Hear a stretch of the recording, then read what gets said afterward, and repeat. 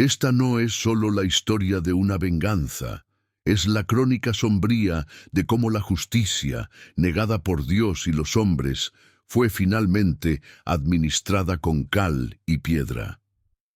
En esta hacienda azucarera, el látigo del capataz don Baltasar no solo dejaba marcas en la carne de los esclavizados, sino que horadaba el alma de Francisca, una mujer cuya dignidad era su única posesión inalcanzable. Noche tras noche, los gritos de dolor se ahogaban en la espesura del cañaveral. Pero el peor tormento era la sonrisa cínica de Baltasar, la certeza de que su poder era absoluto, su crueldad impune. Pero lo que Baltasar no sabía era que el miedo más profundo de un tirano es que su víctima más silenciada guarde el secreto de su propia destrucción. El infame capataz creía que había quebrado a Francisca, la había despojado de su marido, de su hijo, y la había condenado al trabajo más extenuante, pero solo había logrado pulir un arma letal, su paciencia. En una oscura noche de luna nueva, con la hacienda durmiendo bajo el peso de sus propios pecados, Francisca deslizó una daga bajo su ropa y se dirigió a las nuevas bodegas, donde se estaba erigiendo un muro de cal y ladrillo. No buscaba un asesinato rápido, no quería una muerte fácil para el monstruo. Quería una eternidad de terror. La escena del crimen no sería un charco de sangre, sino un sarcófago de cemento, un mausoleo macabro donde el capataz don Baltasar se convertiría en la momia silenciosa que sostendría los cimientos de la misma tiranía que él representaba. Antes de que la primera gota de argamasa selle el destino de nuestro villano y nos adentremos en la oscuridad de estos muros que susurran secretos de muerte, asegúrate de suscribirte ahora mismo al canal Venganza Colonial. Activa la campana de notificaciones, porque solo aquí desenterramos las historias que la historia oficial quiso olvidar. Esas crónicas prohibidas donde el látigo cambió de mano y la sangre manchó el oro de los poderosos. No querrás perderte ni un solo capítulo de esta saga de justicia. Corre el año de nuestro Señor de 1789, en las tierras tórridas y húmedas de la Capitanía General, donde el sol no calienta, sino que castiga. La hacienda, la Soledad, se erigía como una fortaleza blanca en medio de un océano verde de caña de azúcar, un monumento a la riqueza de la familia Montejo, pero cimentada sobre huesos y lamentos. Sin embargo, el verdadero señor de estas tierras no era el don Rodrigo de Montejo, un hombre pusilánime y obsesionado con aparentar una nobleza que su cuenta bancaria apenas sostenía, sino su capataz, don Baltasar de Guzmán. Baltasar no era un hombre, era una bestia con piel de cristiano, un ser cuya alma parecía haber sido forjada en el mismo hierro de los grilletes que imponía. Caminaba por los barracones con el paso pesado de quien se sabe dueño de la vida y la muerte, haciendo sonar sus espuelas como campanas fúnebres que anunciaban dolor. Su mirada, turbia y lasciva, siempre buscaba una presa, y su látigo, trenzado con cuero crudo y rematado en puntas de plomo, no conocía el descanso. Pero entre todas las almas que sufrían bajo su yugo, había una que le obsesionaba particularmente: Francisca. Francisca no era una esclava común. Era una mujer de porte regio, con una mirada que, aunque bajaba por obligación, ardía con un fuego ancestral que Baltasar intentaba extinguir día tras día sin éxito. Ella servía en la casa grande, experta en hierbas y remedios, silenciosa como una sombra, observando cada movimiento, cada debilidad, cada pecado de sus amos. La tensión entre el capataz y la mujer era palpable, un aire denso que se podía cortar con cuchillo. Él la odiaba porque no podía romper su espíritu, y ella lo odiaba con la paciencia infinita de quien sabe que el tiempo pone a cada uno en su lugar. La hacienda estaba en plena expansión. Don Rodrigo, en un delirio de grandeza instigado por su esposa, la altiva doña Catalina, había ordenado la construcción de una nueva ala para la mansión, una bodega de vinos y salones que rivalizaran con los de la capital. Cuadrillas de hombres trabajaban día y noche levantando muros gruesos, dobles, capaces de resistir terremotos y huracanes. Y fue allí, entre el polvo de la cal viva y el olor a ladrillo mojado, donde Francisca vio nacer la oportunidad que había esperado durante una década. Mientras los muros crecían, también lo hacía la crueldad de Baltasar, quien, sintiéndose presionado por los plazos de la obra, redobló los castigos, llevando la situación a un punto de no retorno. La atmósfera en La Soledad se volvió irrespirable, cargada de presagios funestos. Los perros aullaban sin razón por las noches, y las velas se apagaban solas en los pasillos, como si la propia casa rechazara la maldad que habitaba en su seno. Nadie sospechaba que aquella nueva construcción no sería para guardar vinos añejos, sino para contener un horror que tardaría siglos en ser descubierto. Detente un momento en este umbral de horror. Quiero que bajes a los comentarios ahora mismo y escribas la palabra muro. Hazlo ahora, como un testigo silencioso de lo que está a punto de ocurrir.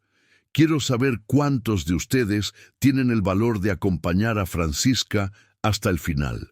Y dime, ¿desde qué ciudad o país nos observas en esta noche de revelaciones? Te leo mientras preparamos la mezcla. La historia de Francisca y Baltasar era un tapiz tejido con 10 años de agravios sistemáticos, una espiral descendente de humillación y pérdida que había culminado en la soledad más absoluta. No era solo la esclavitud lo que alimentaba la sed de venganza de Francisca. Era algo mucho más íntimo y cruel, una herida abierta en el corazón de su linaje. Hace una década, Francisca había llegado a La Soledad con su marido, un hombre fuerte y reservado llamado Obatalá, que poseía el don de la herrería y la altivez de un rey despojado. Su crimen fue precisamente esa dignidad inquebrantable que irritaba profundamente a Baltasar. El capataz no podía tolerar que un esclavo no se doblegara con el alma, solo con el cuerpo. La chispa que encendió la hoguera fue un malentendido con un caballo, una excusa baladí que Baltasar utilizó para llevar a Obatalá a los barracones de castigo, donde el tormento se prolongó durante 3 días. Francisca había suplicado, había ofrecido su propio cuerpo al látigo para salvar a su esposo, pero Baltasar se había negado con una risa gutural, disfrutando de la impotencia ajena. Obatalá murió en el cepo, no por las heridas del látigo, sino por la sed y el desamparo, y su muerte fue el primer ladrillo que Francisca puso en el muro de su corazón. Pero la injusticia no se detuvo allí.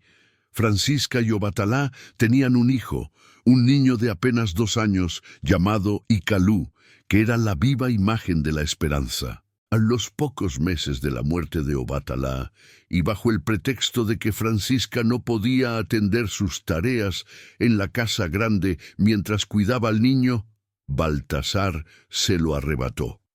Lo vendió a un mercader de paso, diciendo que el niño era demasiado débil para el trabajo en el campo. Una mentira atroz para castigar a Francisca con la pérdida definitiva. Francisca presenció la partida de Icalú, atada a un poste para que su dolor no interrumpiera la cena de los Montejo, y fue en ese instante de quiebre absoluto donde la tristeza dio paso a una calma gélida. La venganza se convirtió en el único sentido de su existencia. Desde ese día, Francisca se movió por la hacienda como un espectro, su dolor contenido en la quietud de sus manos expertas y la disciplina de sus silencios. Su apariencia de esclava sumisa se convirtió en su mayor disfraz. Mientras tanto, en la casa grande, la señora doña Catalina de Montejo, la esposa de don Rodrigo, vivía su propio infierno de tedio y frustración, un infierno envuelto en encajes de Flandes y perfumes franceses. Doña Catalina era la quinta esencia de la hipocresía colonial, piadosa en la iglesia, pero cruel y neurótica en su hogar. Había llegado al matrimonio con don Rodrigo con la esperanza de una vida fastuosa en la capital, solo para ser relegada a la monotonía de la hacienda. Pero había un secreto que la carcomía desde dentro, un pecado de la carne que la convertía en una figura tan vulnerable como peligrosa. La señora estaba desesperadamente enamorada, de una manera clandestina y enfermiza, de Baltasar.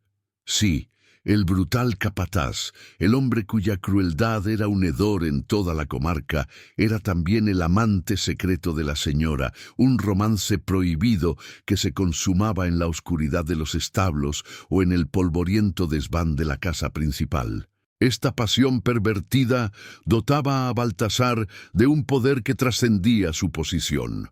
Él controlaba la hacienda con el terror, pero controlaba a la señora con la lujuria y el chantaje emocional, y a través de ella manipulaba al débil don Rodrigo. Francisca, con su discreción de sombra, lo sabía todo. Había visto las furtivas miradas, había notado la ausencia prolongada de la señora en horas inusuales, y lo más importante, había encontrado una pequeña prenda del uniforme de Baltasar en el lecho de la señora, un desliz que la capataz, en su arrogancia, nunca se molestó en cubrir bien. Este conocimiento íntimo del pecado de la casa grande se convirtió en la primera herramienta de Francisca, el talón de Aquiles de la fortaleza de Montejo. Ella no podía enfrentarse a Baltasar con fuerza bruta, pero podía desmantelar su poder exponiendo el eslabón más débil de su cadena. La construcción de la nueva ala, con sus gruesos muros y su remota ubicación dentro de la propiedad, se había convertido en el lugar de reunión favorito de los amantes, un nido de secretos que Francisca vigilaba con la calma depredadora de un jaguar en la noche. Ella sabía que antes de que la venganza pudiera completarse, tenía que aislar al capataz, separarlo de la protección que le ofrecía la señora, y la única forma de hacerlo era sembrando la semilla de la duda y los celos en el corazón ya podrido de doña Catalina. El primer paso de Francisca no fue un acto de violencia, sino un susurro estratégicamente colocado. Para seguir con la inmersión, por favor, comenta abajo la palabra silencio. Quiero ver cuántos de ustedes han notado ya las grietas en el muro de poder de la hacienda.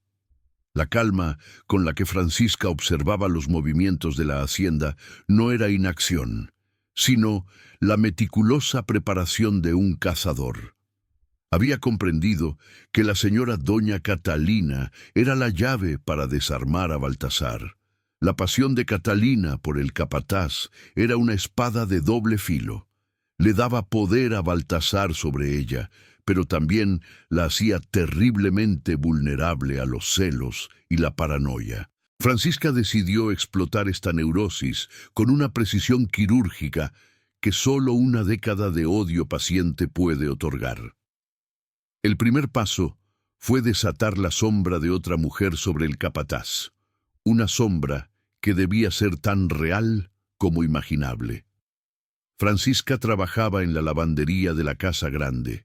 Era una tarea humillante, pero que le permitía el acceso a la ropa de sus amos y, más crucialmente, a las prendas de Baltasar, que doña Catalina insistía en lavar ella misma, manteniendo así su pequeño y secreto ritual de conexión con su amante. Una mañana, mientras Francisca planchaba la ropa interior de Baltasar, esperó el momento exacto en que doña Catalina entrara en el cuarto para supervisar sus labores, con esa mezcla de superioridad y aburrimiento que la caracterizaba. Francisca, con una destreza que simulaba un descuido, dejó caer de entre los pliegues de una camisa de lino del capataz un diminuto objeto, un botón de hueso tallado, de una clase que solo usaban las mujeres mestizas y mulatas del poblado cercano, las que venían a vender sus artesanías y sus cuerpos.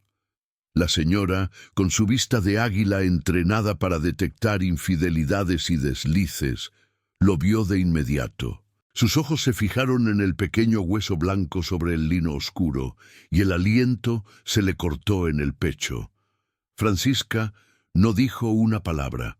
Simplemente recogió el botón con la misma calma con que barría el polvo, y con una expresión de dolorosa compasión lo deslizó en su propio bolsillo.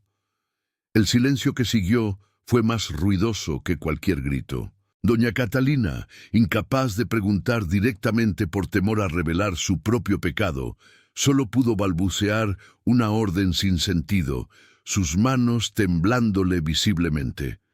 Francisca, percibiendo el veneno haciendo efecto, se atrevió a hablar, su voz baja y llena de falsa preocupación. Le dijo a la señora, sin mirarla directamente, que ese botón era el mismo que había visto en las ropas de una muchacha nueva, de piel clara y pelo hermoso, que el capataz ha estado llevando a los almacenes de la construcción. Francisca enfatizó la palabra clara, sabiendo que los celos de Catalina se intensificaban con el miedo a ser reemplazada por alguien de mejor posición social, o al menos menos marcado por la dureza de la esclavitud. La mentira era perfecta porque jugaba con la arrogancia de Baltasar. Él era un hombre que se sentía con derecho a tomar a cualquier mujer. La semilla de la duda estaba sembrada, y la neurosis de la señora hizo el resto. Doña Catalina se consumió en un infierno de celos invisibles, su mente dibujando escenas prohibidas entre Baltasar y una rival fantasma. Se volvió agresiva, histérica, discutiendo constantemente con don Rodrigo por motivos triviales, y lo más importante para Francisca, comenzó a presionar a Baltasar, exigiéndole explicaciones, pidiéndole pruebas de su lealtad, y limitando sus encuentros secretos por un temor paranoico a ser descubierta en el sitio de construcción, ahora visto como un nido de traición. Baltasar, un hombre acostumbrado a la obediencia ciega, encontró en la señora una resistencia inesperada y molesta. No entendía la fuente de su repentina histeria, solo sabía que su amante, y por extensión su escudo de poder, se estaba volviendo errático e incontrolable. El plan de Francisca estaba funcionando, Baltasar estaba siendo aislado. Su temperamento, ya de por sí volátil, se agudizó por la frustración de no poder controlar a doña Catalina y por las presiones de don Rodrigo para terminar la construcción. La ira del capataz, que antes se dispersaba en castigos a todos por igual, comenzó a centrarse en la única persona que le servía de válvula de escape y que parecía imperturbable: Francisca. Él sospechaba que ella sabía algo, que sus ojos oscuros veían más de lo que decían. Francisca, al percibir esta intensificación de su ira dirigida, supo que la fase de seducción de la fatalidad estaba completa. El capataz se estaba cavando su propia tumba, ladrillo a ladrillo, y solo faltaba la última provocación para obligarle a entrar. Quiero que pienses en el momento en que Francisca soltó ese botón. ¿Qué pensaste que haría la señora? Baja a los comentarios y escribe la palabra celos. Dime, ¿crees que los celos son más poderosos que el amor o el miedo? Baltasar, acorralado por las recriminaciones histéricas de doña Catalina y el incesante látigo verbal de don Rodrigo, que exigía que la obra se terminara antes de la temporada de lluvias, se convirtió en una caldera a punto de estallar. La presión lo hacía más descuidado y, paradójicamente, más dependiente de la única persona que se mantenía firme en medio del caos: Francisca. Él la necesitaba para atender sus heridas, para preparar sus tónicos herbales contra la fiebre y el agotamiento, y para servirle en silencio, en la casa grande, donde al menos su presencia le recordaba que aún existía alguien totalmente sometido a su voluntad, o eso creía él. Francisca, por su parte, aumentó sutilmente las provocaciones, jugando con el ego herido del capataz. Cuando le servía su ración de aguardiente, sus ojos, por una fracción de segundo, se encontraban con los suyos. Pero la mirada de Francisca ya no era de miedo ni de sumisión. Era de una inexpresividad tan profunda que Baltasar la interpretaba como burla. En su mente perturbada, Francisca no solo estaba al tanto de su afer con doña Catalina, sino que también disfrutaba de su decadencia. Él estaba convencido de que ella era la fuente de la histeria de la señora, el silencioso veneno que se inyectaba en el corazón de la casa grande.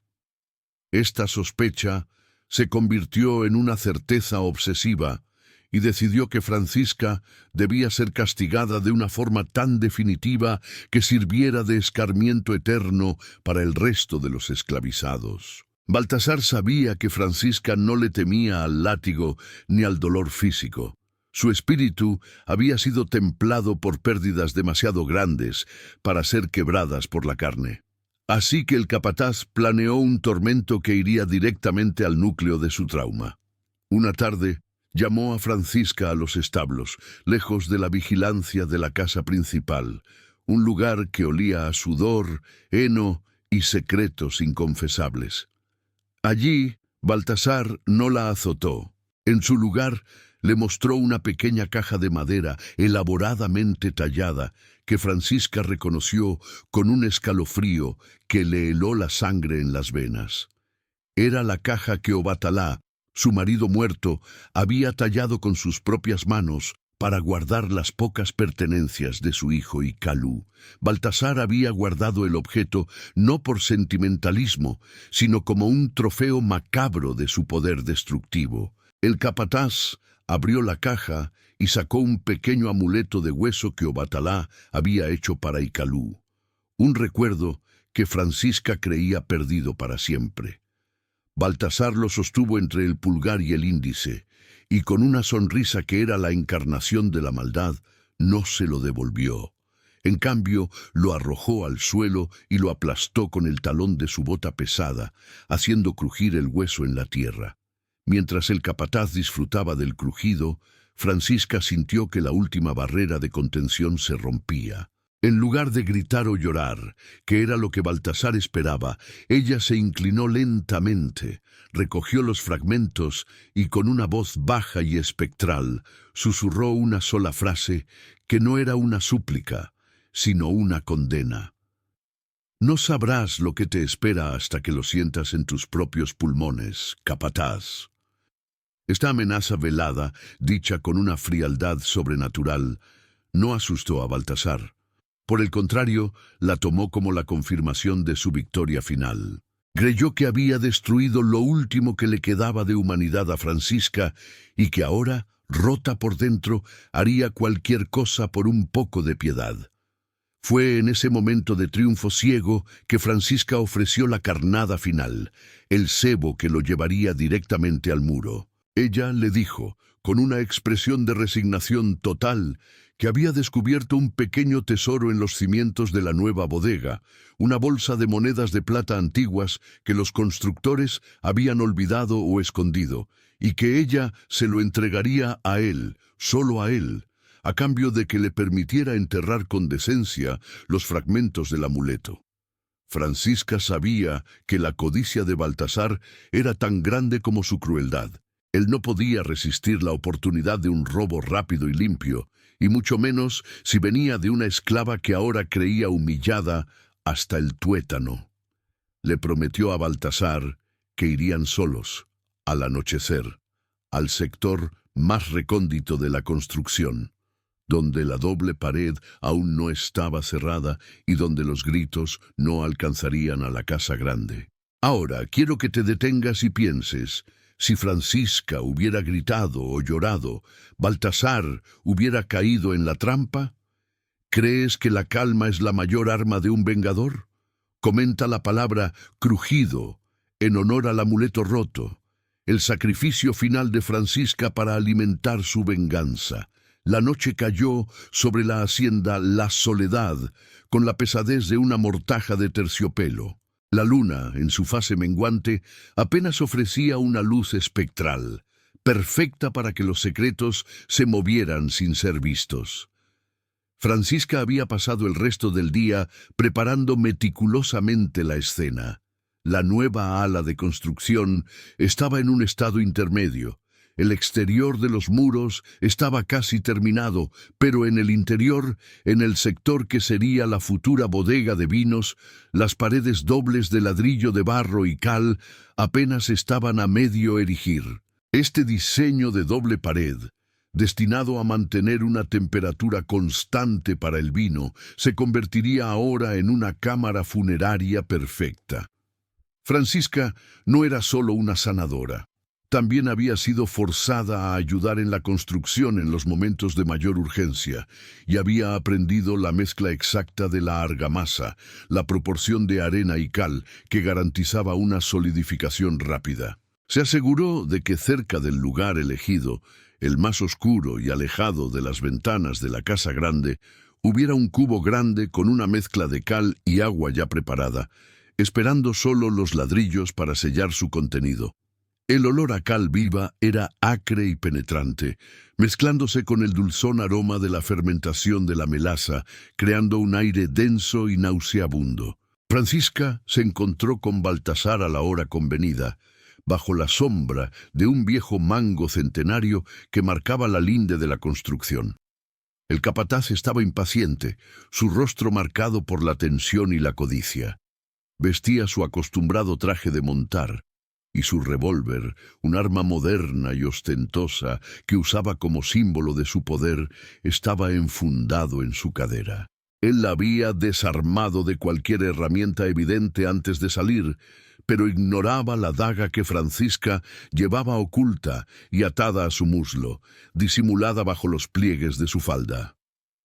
«Muéstrame el tesoro, mujer, y que no sea un engaño, porque mi paciencia ha llegado al límite», gruñó Baltasar, su aliento oliendo a aguardiente fuerte.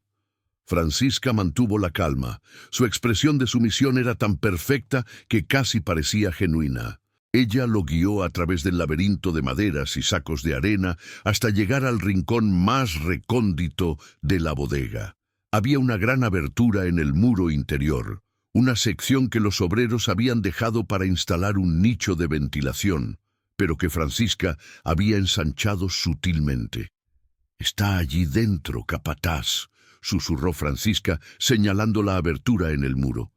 «Los cimientos son huecos en este punto. Yo no puedo entrar. Es demasiado estrecho para mí. Está escondida detrás de una piedra suelta justo al fondo». La codicia de Baltasar nubló cualquier precaución. La idea de un tesoro secreto, de monedas que no tendría que compartir con don Rodrigo ni con nadie, lo consumía. Además, la sumisión de Francisca, que parecía ahora tan desesperada como rota, lo llenó de un sentido de poder invencible. Francisca había jugado con la vanidad del capataz, haciéndole creer que solo su fuerza bruta y su delgadez masculina le permitirían acceder al supuesto botín. «Maldita sea tu ineptitud, tendré que hacer el trabajo sucio yo mismo», masculló Baltasar, sin sospechar que cada palabra era un paso más cerca de su propia tumba.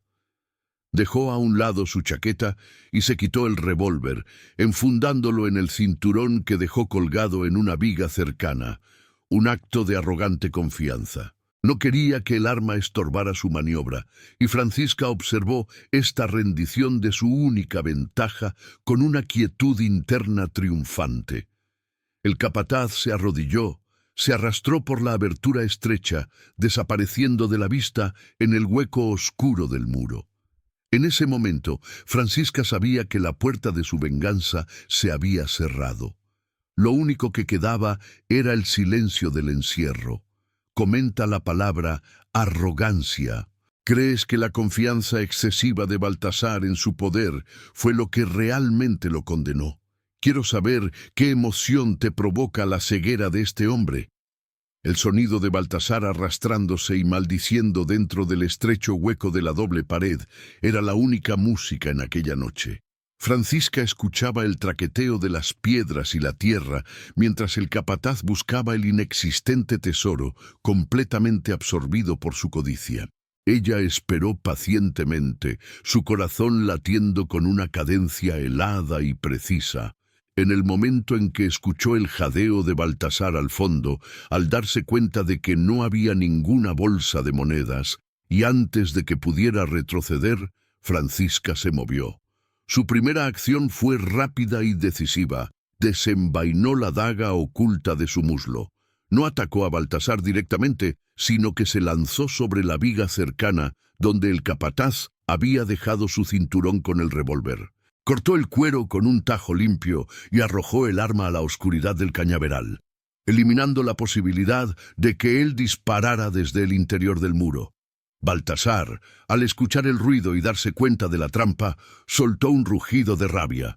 «¡Maldita esclava! ¡Sal de allí! ¡Saldrás arrepentida de este engaño!», gritó Baltasar desde la prisión de ladrillos, intentando retroceder, pero el hueco era demasiado estrecho para que pudiera girarse con rapidez. Francisca se acercó a la abertura. Su rostro estaba transformado. Ya no era la máscara de sumisión, sino la encarnación de la furia. Ella no le permitió salir.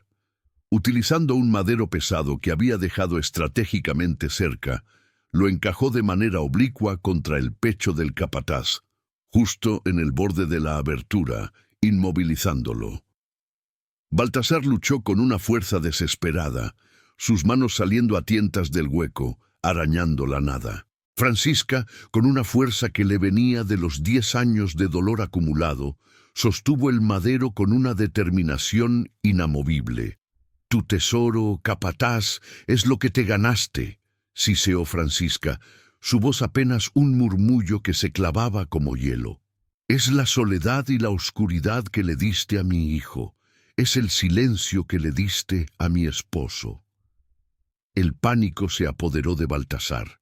No era el miedo a la muerte lo que le golpeó, sino la humillación de ser atrapado por la mujer que más había despreciado. Empezó a suplicar, a prometer riquezas, a implorar la piedad de Dios, pero Francisca ya no escuchaba al hombre, sino al eco de su propia venganza. Francisca se apresuró al cubo de la argamasa, esa mezcla de cal y arena que ella misma había preparado. Con una pala de albañil que parecía sorprendentemente ligera en sus manos, comenzó a verter la mezcla en el hueco, justo en las piernas y los pies de Baltasar, donde aún no había podido retroceder.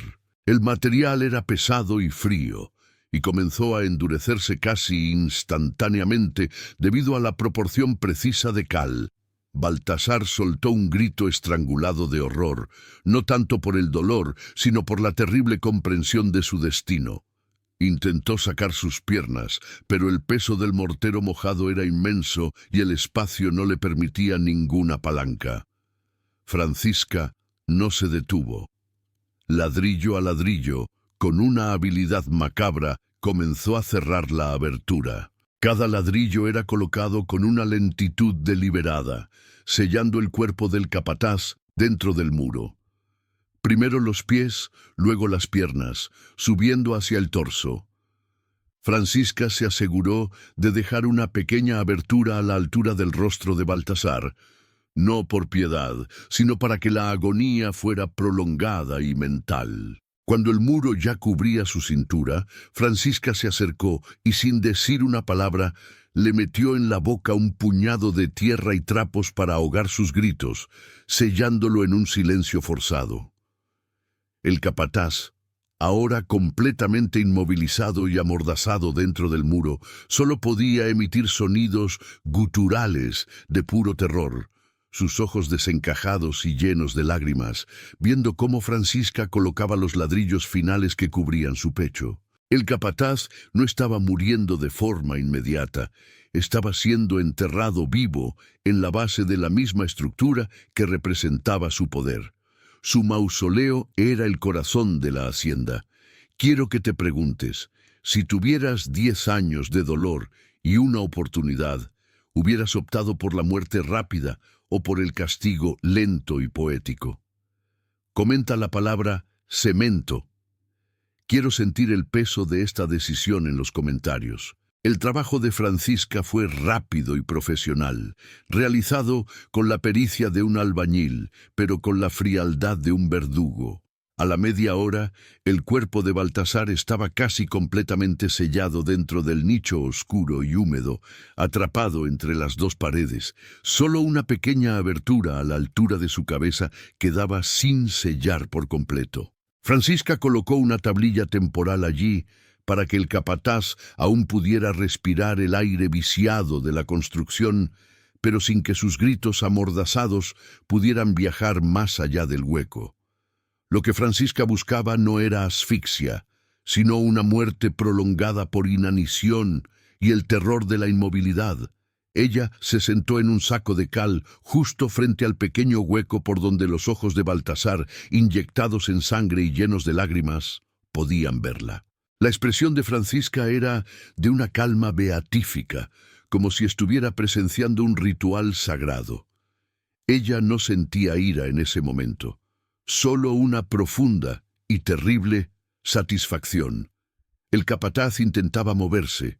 Sus músculos se contraían en vano contra el peso inmenso de la argamasa que ya comenzaba a fraguar, volviéndose dura como la roca. Sus gemidos, ahogados por el trapo y la tierra, eran inaudibles. Una música personal para Francisca. Francisca decidió administrar el juicio final antes de sellar por completo el nicho. Se acercó al agujero y descorrió la tablilla para que su voz pudiera penetrar.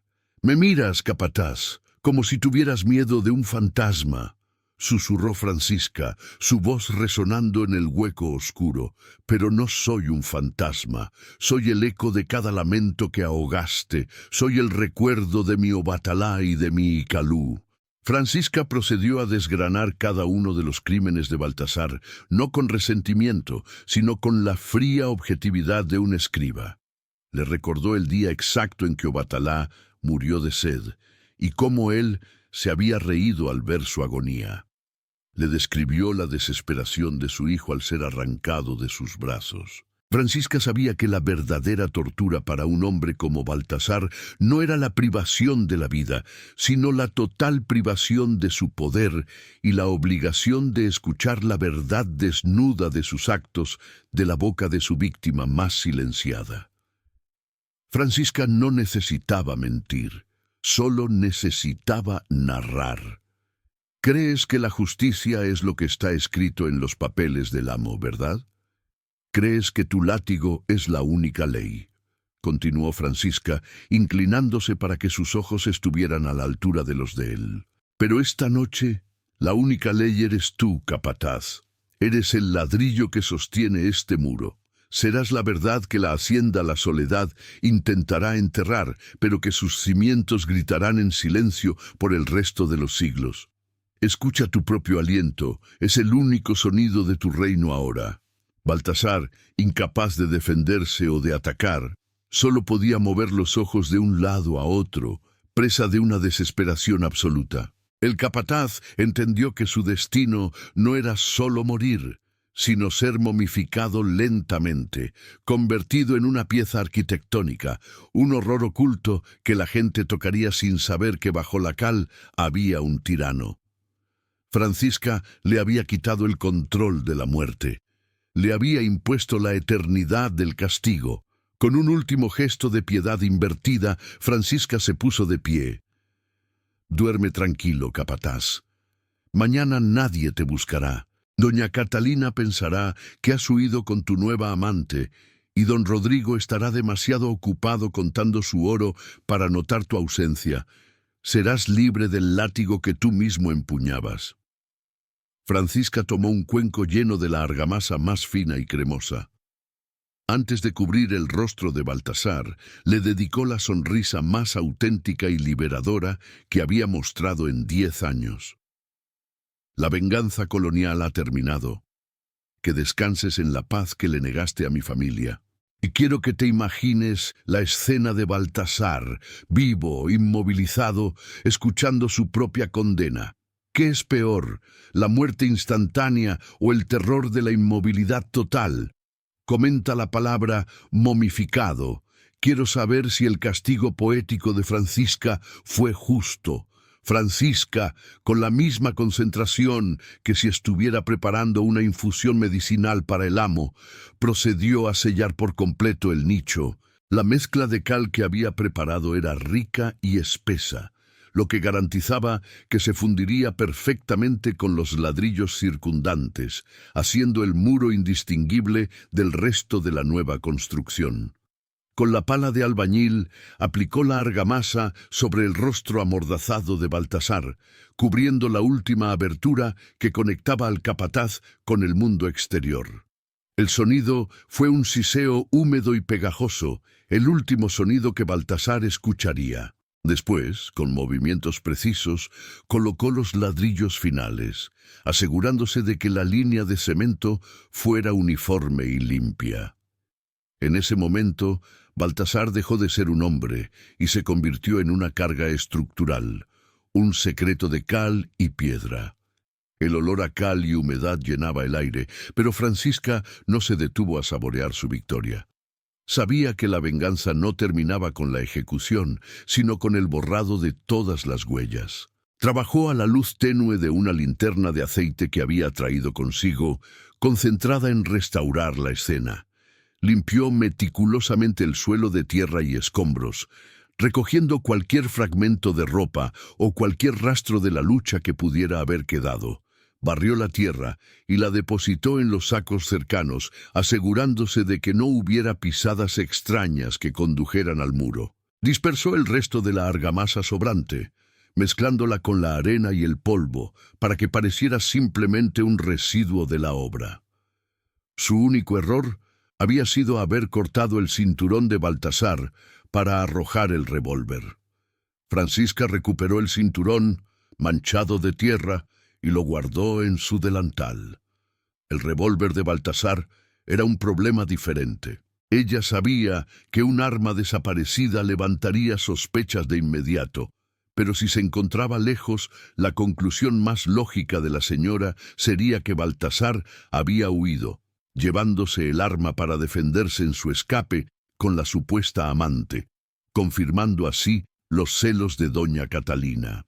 Francisca se adentró en el cañaveral, siguiendo la trayectoria del lanzamiento, y enterró el revólver a una profundidad superficial en un lugar de difícil acceso, lo suficientemente cerca para que si alguien lo buscara con ahínco, pudiera encontrarlo, pero lo suficientemente lejos para que tardaran días en dar con él, tiempo suficiente para que la argamasa estuviera completamente seca. Francisca regresó a la casa grande antes del amanecer, aprovechando la hora en que el sueño es más profundo. Nadie la vio. Se despojó de sus ropas manchadas, las lavó en el arroyo para no dejar rastro de cal, y se vistió con su uniforme de trabajo habitual. El cinturón cortado de Baltasar fue arrojado al fuego de la cocina, alimentando las brasas de la mañana con el último trofeo de la tiranía. La única evidencia que quedaba era la daga, que Francisca guardó bajo su colchón, un recordatorio silencioso de la justicia que había impartido. Cuando salió el sol, Francisca ya estaba de vuelta en la casa, preparando el café de don Rodrigo y el chocolate amargo de doña Catalina, su rostro una máscara de tranquila indiferencia. La única diferencia era el peso en sus hombros, que ya no era el del látigo, sino el peso liberador del secreto. El capataz Baltasar había desaparecido. El misterio de su ausencia sería el segundo acto de la venganza. Francisca sonrió levemente mientras servía la taza humeante a la señora, una sonrisa que la misma doña Catalina, consumida por sus propios celos y paranoias, interpretó como un signo de la nueva calma que reinaría en la hacienda sin el acosador capataz.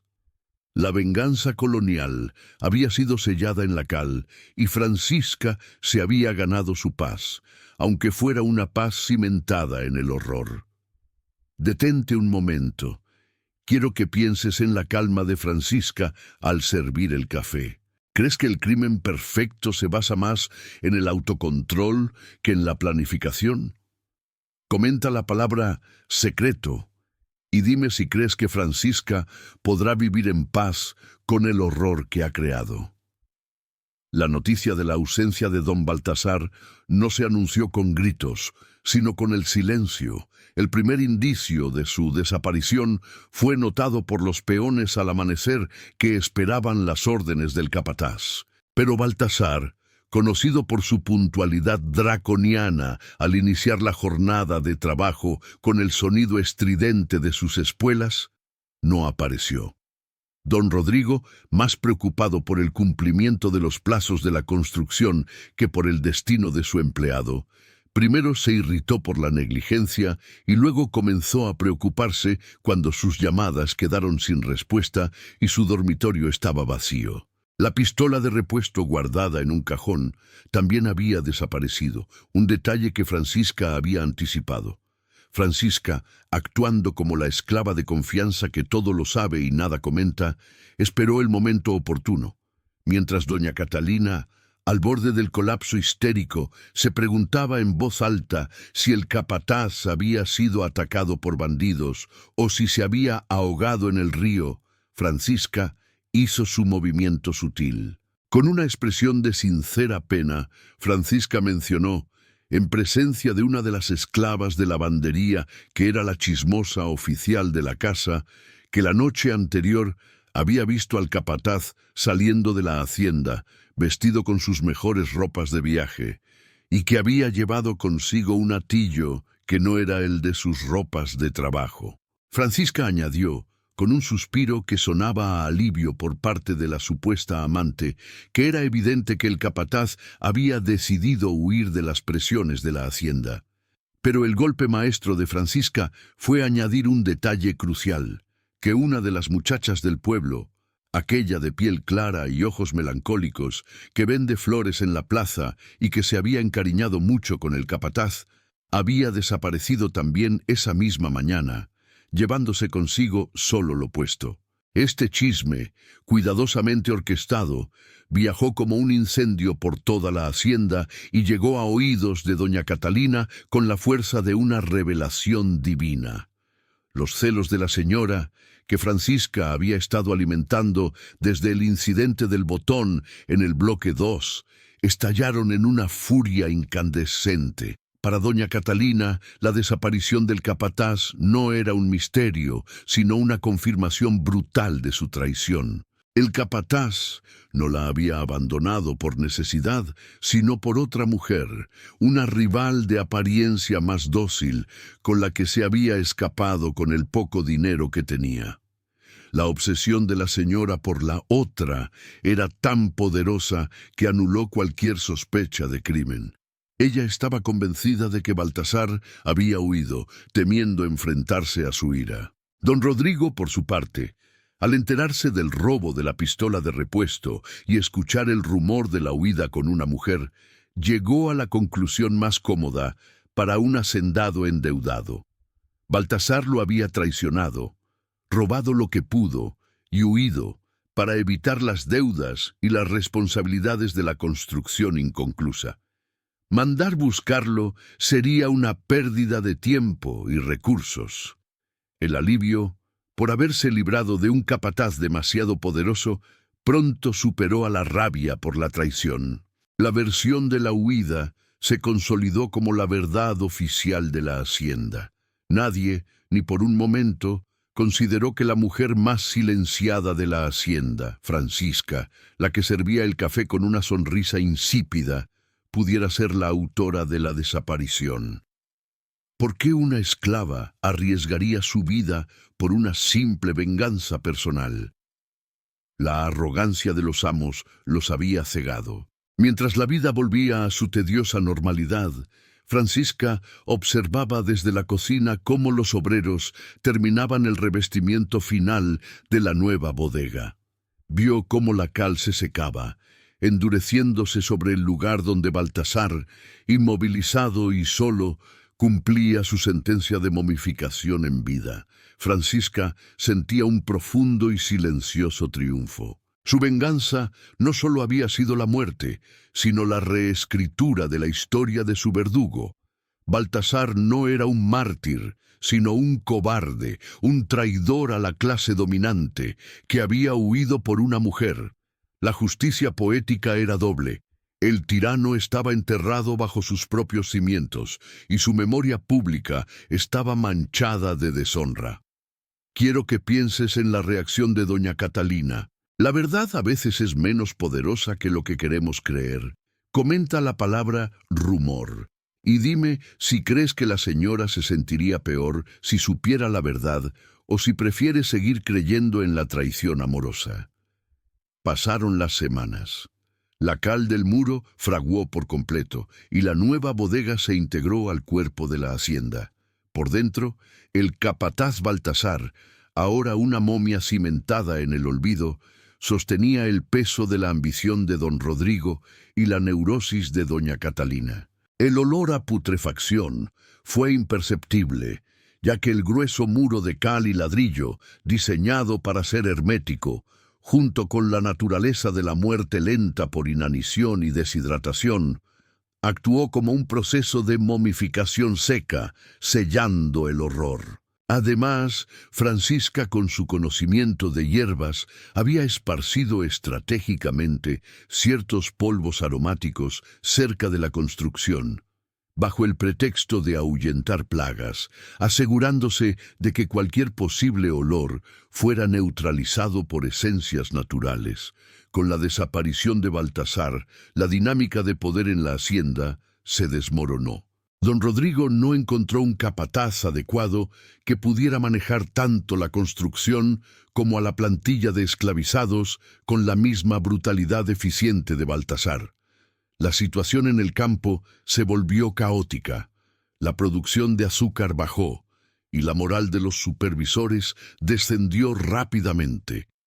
Don Rodrigo, débil y sin carácter, se hundía cada vez más en la desesperación y la bebida, mientras que doña Catalina seguía consumida por sus celos y la vergüenza de la huida de su amante. Francisca, silenciosa y eficiente, comenzó a llenar el vacío de poder en la casa grande. Doña Catalina, al percibir la calma y la inteligencia de Francisca, y necesitando desesperadamente a alguien en quien confiar en medio de su paranoia, comenzó a delegarle responsabilidades que iban mucho más allá de una esclava doméstica. Francisca se convirtió, de hecho, en la administradora de facto de la casa principal.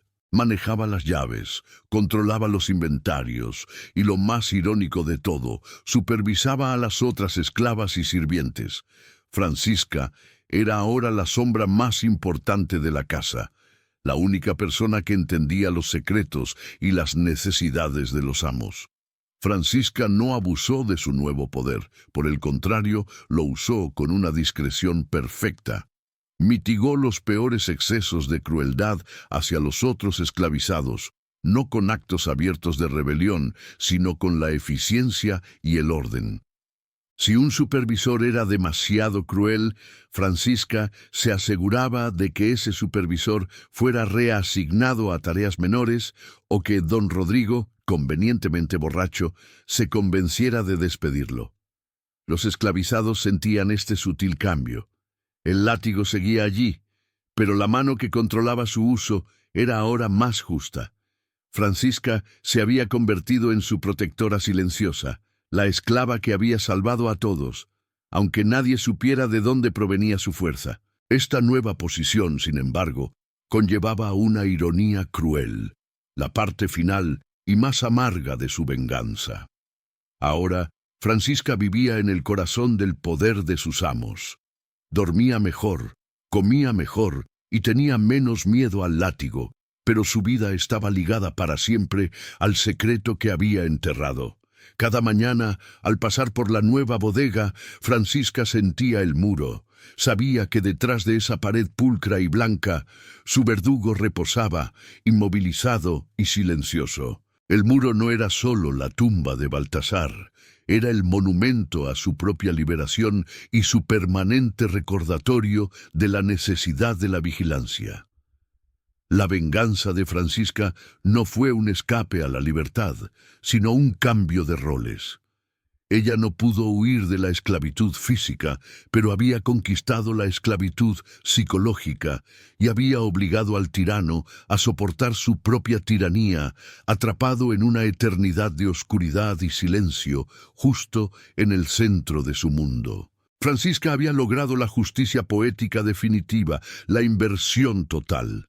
El capataz, el hombre que controlaba el trabajo y la vida, era ahora el soporte mudo de la casa, un engranaje inerte, mientras que ella, la esclava, era quien movía todos los hilos visibles e invisibles de la hacienda, la soledad.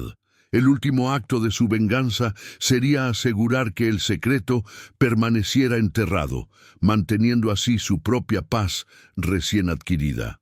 Comenta la palabra jerarquía. ¿Crees que Francisca se convierte en una capataz, aunque sea una bondadosa, o su ascenso representa la verdadera liberación de los esclavizados? Los años se deslizaron sobre la hacienda, la soledad, con la lentitud del jarabe de caña. Francisca, ahora una mujer de mediana edad, conservaba su porte regio y su silencio inexpugnable. Había pasado de ser la esclava marcada por el dolor a ser la matriarca silenciosa del poder doméstico, respetada por los esclavizados y temida por los nuevos mayordomos que don Rodrigo, cada vez más ausente en la realidad, intentaba contratar sin éxito. Francisca se aseguraba sutilmente de que cualquier capataz que llegara fuera tan inepto que no durara más de un mes, manteniendo así el equilibrio de poder que ella había orquestado. Francisca nunca volvió a mirar el muro de la bodega con miedo o culpa, sino con una fría propiedad. El muro se había convertido en su confesionario mudo y en el pilar de su existencia. Ella sabía que, aunque viviera en la esclavitud, era la única persona verdaderamente libre en la soledad, pues había administrado la justicia que el sistema le negaba. Su mayor tranquilidad era el destino público de Baltasar. La señora doña Catalina, incapaz de superar la humillación, se había vuelto una reclusa, convencida de que su antiguo amante vivía felizmente con otra mujer lejos, un castigo psicológico más grande que la muerte misma, y don Rodrigo, finalmente, había perdido la hacienda por las deudas. La hacienda fue vendida a una nueva familia de mercaderes, sin abolengo, a quienes solo les importaba la tierra y el azúcar. Francisca, considerada parte de la propiedad doméstica antigua y apreciada por su manejo eficiente, se quedó en la casa. Los nuevos dueños, modernos y menos supersticiosos, nunca preguntaron por la desaparición del capataz, considerando que las viejas historias coloniales eran tonterías. Sin embargo, el destino final de Francisca y su secreto llegó con la vejez. Cuando Francisca sintió que sus días terminaban, no sintió arrepentimiento, sino una paz profunda. Llamó a su lado a la esclava más joven y de mayor confianza, una muchacha llamada Inés, que había sido criada bajo su protección y guía. En un susurro apenas audible, Francisca le contó la verdad. No la historia de la venganza, sino la historia del muro. Le explicó, con toda precisión, que en el rincón más alejado de la bodega, el muro doble no era solo ladrillo y cal, sino también la tumba del capataz Baltasar, y que esa verdad debía ser conservada en el silencio de su linaje. Le dijo a Inés que el muro era un recordatorio, que el poder de la tiranía siempre podía ser desmantelado desde dentro. Francisca murió poco después, con la misma calma que había usado para sellar el destino de su verdugo. Su legado fue una paz inusual y un orden silencioso que persistió en la hacienda. Pero el verdadero legado de Francisca fue el muro. El capataz Baltasar, momificado por la cal, se convirtió en una leyenda de la hacienda, aunque nadie sabía que la leyenda era real. Décadas después, durante una remodelación, los obreros notaron una extraña densidad en esa sección del muro. Los nuevos propietarios, al investigar, encontraron los restos de un esqueleto humano emparedado, perfectamente conservado, vestido con ropas antiguas y con un trapo de tierra y cal en la cavidad de la boca. El terror de ese hallazgo recorrió el pueblo. Nunca se supo quién había sido el responsable, pero la leyenda del hombre emparedado pasó a ser la crónica secreta de la hacienda La Soledad, un susurro de justicia poética. Francisca, la esclava que no se rebeló con fuego sino con astucia, se había asegurado de que su verdugo viviera una eternidad de terror y vergüenza, sosteniendo los cimientos de la misma casa que él había intentado controlar con el miedo. El verdadero significado de la venganza colonial no era la libertad física, sino la conquista total del opresor, cuyo destino fue escrito con cal y sangre por la mano de la más oprimida.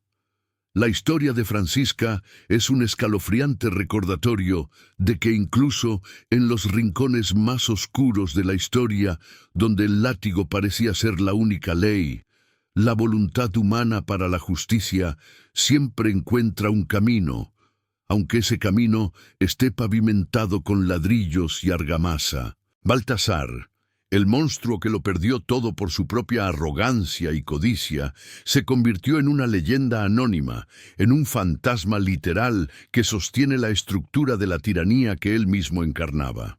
Francisca, la esclava rota, se convirtió en la arquitecta de su propia liberación, la única con la potestad de juzgar y ejecutar en un mundo sin justicia. Ella no se liberó de las cadenas de la carne, pero conquistó la paz más importante, la del espíritu, asegurándose de que su opresor jamás conociera el descanso. Si te atreves a enfrentar las sombras de la historia con nosotros y crees que la justicia poética es la más dulce de las venganzas, entonces es hora de actuar. Suscríbete ahora mismo a Venganza Colonial y activa la campana para no perderte ni una sola de estas crónicas épicas de resistencia, pasión prohibida y castigo. Comparte este video con alguien que sepa que la verdad siempre está enterrada en los lugares que menos esperamos. Y dime en los comentarios, ¿crees que el secreto de Francisca fue su mayor triunfo o su condena? Nos vemos en el próximo episodio, donde desenterraremos otro secreto sellado en la historia colonial.